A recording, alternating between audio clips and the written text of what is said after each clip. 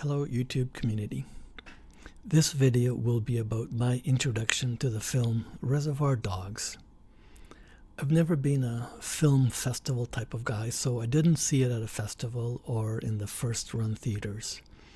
The first time I saw it was a year or two after it came out, maybe in 1994. I was sharing a house with two other roommates, and we got the movie channel as part of our cable TV package. I wasn't sure how long we could afford to pay for it, so I tended to watch many movies, including this one day. I was home alone watching TV and doing my laundry. I dropped off a load of laundry at the laundromat and came back to watch some TV. As I was flipping the channels, I was captivated by this strange new film. The film was already in progress, but near the beginning, and the only two actors I recognized were Harvey Keitel. Of course, I knew him from Taxi Driver, and I had seen Tim Roth in a crime drama, not sure which one, maybe The Hit. In any case, the film did have a nice new look and feel to it, with the clean elements in the black suits, white shirts, and black ties. And what really drew me into the film was the chase scene with Steve Buscemi near the beginning. I should say that as I was watching the film near the beginning, I liked Harvey's Mr. White character, but I thought Steve's Mr. Pink character was the least likable. Although I have changed my mind over the years, but what really turned me around was the chase scene. I remember thinking that I must have seen lots of films where cops are chasing criminals, and I have seen lots of car accidents, but the short scene of Mr. Pink being chased and then going around the corner, being hit by a car, and then we see the incident from inside the car, I thought that was pure genius. Of course, the other genius aspect of the film is that we, the viewers, have to figure out what actually is the story, what is the plot. And the out-of-sequence storytelling and not showing anything from the jewelry store made it very enticing. I was drawn to the film, but I also had to run back to the laundromat and move my laundry to the dryers. I ran back to catch the rest of the film. So this was my introduction to Reservoir Dogs. I only caught a few minutes here and there while doing my laundry. Later, I purchased the DVD, which I still own. Now, jumping ahead a few years, I was talking with a co-worker, and I mentioned how I liked this film, especially I thought at the time its originality in telling what essentially was a jewelry heist story. But I got a rude awakening when my co-worker said that while it is a good film, it is not original. Actually, it is very similar to a Hong Kong film called City on Fire. I didn't believe it, or I didn't want to believe it, but he said I could go to Chinatown and buy the DVD, which I did. I watched it as soon as I got home. The beginning of the film was nothing like Reservoir Dogs, although it was obvious there were a couple of similar elements, the undercover cop and a jewelry heist. I should add that Tarantino has always praised Hong Kong action films, and as far as City on Fire, this is what he said. It's a real cool movie. It influenced me a lot. I got some stuff from it. Now, to the nitty-gritty of the plot. So according to IMDb, an undercover cop infiltrates a gang of thieves who plan to rob a jewelry store. I would modify that by adding a little more. An undercover cop has to cope with personal relations while infiltrating a gang of thieves who plan to rob a jewelry store. And the plot of Reservoir Dogs, according to IMDb, is this. When a simple jewelry heist goes horribly wrong, the surviving criminals begin to suspect that one of them is a police informant.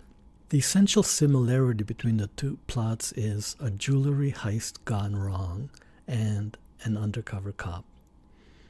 All the subplot and the undercover cop's relationship with his girlfriend and misgivings about going undercover are omitted from Reservoir Dogs. all we get is the essence of the criminals dealing with the aftermath of a jewelry heist that goes wrong. Two other big differences on a cultural level. In the Hong Kong film City on Fire, most young men refer to older men as uncle as a sign of respect. Whereas Quentin Tarantino's Reservoir Dogs, of course, we get the N-word as a sign of their racist toughness. And whereas City on Fire has a few female characters, including a central character who's a girlfriend of the central male character, Reservoir Dogs has no women, with a couple of small exceptions. One of the victims is portrayed as a female, but it is obvious that it is a male actor pretending to be a female. And the other female was scripted into the original version, but was taken out by the time the final version came out. The short scene with the female cop is available as an extra in my version of the DVD. The actor's name is Nina Simasco, and she played the role of a cop, Jodie McCluskey. Convicted twice, which is pretty good for a guy living a life of crime. Once for armed robbery when he was 21 in Milwaukee. What was it? A routine. It was a payroll office at a lumberyard. First offense, he got 18 months. He didn't get busted again until he was 32. It was a routine vice squad rouse. You know, they rouse this bar. Buddy Lawrence is in there knocking down a few. He gets picked up. They give him 2 years for that. I've made a spreadsheet listing the similarities and differences. It is important to note that for the first 3/4 of the movie, you'd swear there are no similarities other than the fact that both films feature a jewelry heist and an undercover cop. There is no copying of the dialogue. I should add one other comment. Before I knew about City on Fire, I thought a great double feature would be Reservoir Dogs and Stanley Kubrick's 1956 film The Killing. This film is a straight-ahead crime drama where we meet all the characters and the story is told in sequence with no time jumps, explaining everyone's role. It introduces the actors, including the great Sterling Hayden, and then all the other members of the gang, the actual heist, the troubles post-heist, and how they get caught. After all, crime does not pay in Hollywood movies. When compared to The Killing, Reservoir Dogs is a retelling of the same story, but with non-linear style and lots of modern action and violence that would not be tolerated in the 1950s. Of course, there are many films that deal with setup of the heroes and their journey or their task. We can go back to Akira Kurosawa's Seven Samurai and the Hollywood version, The Magnificent Seven. And we can go back to the story of Jesus in the Bible, and then the apocryphal retelling of it by Nikos Kazantzakis, The Last Temptation of Christ, and of course Martin Scorsese's film version. So here's the spreadsheet. I'll just go through it. So the story timeline, City on Fire is told in sequence, whereas Reservoir Dogs is out of sequence. And I remember thinking at the time that I thought that was a very genius way to retell a story that's been told many times, but by breaking it up out of sequence, it feels like there's something new and original about it. The point of view in both films, there's an omniscient character where we see many things, but City of Fire does have one central character. The character of Ko Chow, who's the undercover cop, and he's played by Chow Yun-fat. By the way, he also was in Crouching Tiger. Now, the central job of both films is the heist. Now, City on Fire features two heists. There's one jewelry heist near the beginning of the film and the one at the end of the film. Whereas Reservoir Dogs only has the one jewelry heist near the beginning, but we never get to see inside the jewelry heist store. We see just before and the aftermath, just after the heist. The number of robbers, I guess all Hong Kong gangs have 6 members, and only one is killed in the first heist. Reservoir Dogs, it's also 6 robbers, although one is an undercover cop and 2 get killed. City on Fire, so beside the main element of the story of the Ko Chow character, the 2 subplots are, one is dealing with his girlfriend and whether or not they're going to get married, and there is no girlfriend subplot in Reservoir Dogs.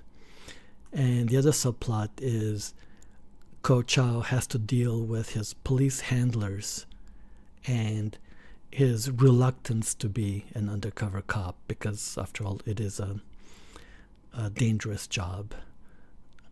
In Reservoir Dogs, we do see the undercover cop interacting with his handlers, but it's just a training session for what to do, and it's not nearly as dangerous as it seems in City on Fire. And now we get to the essence of the similarities. I've come up with 7 similarities. The first one is near the beginning at around 2 minutes, just after the opening credits. We see a man talking on a phone, and then he's attacked and he's stabbed in his gut. We see red blood everywhere, and this is contrasted against his white sweater, which is similar to the bleeding in the car with the white upholstery and the red blood everywhere. The second scene, at the 35-minute mark, Ko Chow does a unique dance which gets repeated in the torture scene in Reservoir Dogs. At the 55-minute mark, there's a scene where Ko Chow is running and the camera is following him in the same way as Mr. Pink is running near the beginning of Reservoir Dogs. And just as an aside, there's an interesting scene in City on Fire that takes place in the subway system, where one of the characters tries to get away from the people that are following him, and it starts in a subway car, then they get out of the subway car and come back in, which is of course reminiscent of the original French Connection. At about 1 hour and 8 minutes, so this is where it gets kind of complicated, is Ko Chow is arrested by one set of cops, and for some reason there are 2 sets of cops and they're not working with each other, they're working against each other, and they capture Ko Chow, the undercover cop, assuming that he is not an undercover cop, so they torture him. So the cops torture an undercover cop, whereas in Reservoir Dogs it's one of the criminals tortures a cop. So this is now getting close to the end of the film. Near the end, after the second jewelry heist, it all goes terribly bad. There's at the 1 hour 31 minute point, it shows one of the criminals having 2 guns and shooting both guns at the cops, and Harvey Keitel does the same thing near the beginning of Reservoir Dogs.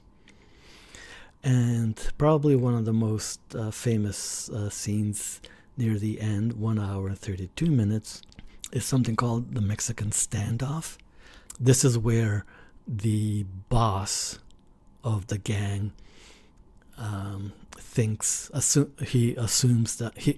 that Ko Chow is an undercover cop and he pulls out a gun to shoot him, but the other criminal comes to his defense, and then he points a gun at the boss. And so there's three characters all pointing guns at each other, and that's the same thing in Reservoir Dogs. There were three characters. So there were different characters. It was a father and a son and the Harvey Keitel character. And then near the end, 1 hour and 39 minutes, Ko Chow admits that he's a cop. And the same thing near the end of Reservoir Dogs, he admits that he's a cop. So that's it. Quentin Tarantino has admitted that he borrowed from it, and it's nice to know that. It's nice to get people admitting that. And the long debate about what is original and what is copied has been going on for a long time, and I guess that's how art develops. People borrow and they improve on things. And unfortunately, sometimes they borrow and they make it worse. But anyway, so that's that. Both films are good and interesting.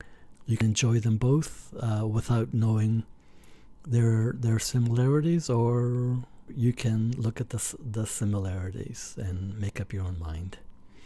So that's it for now. See you in my next video.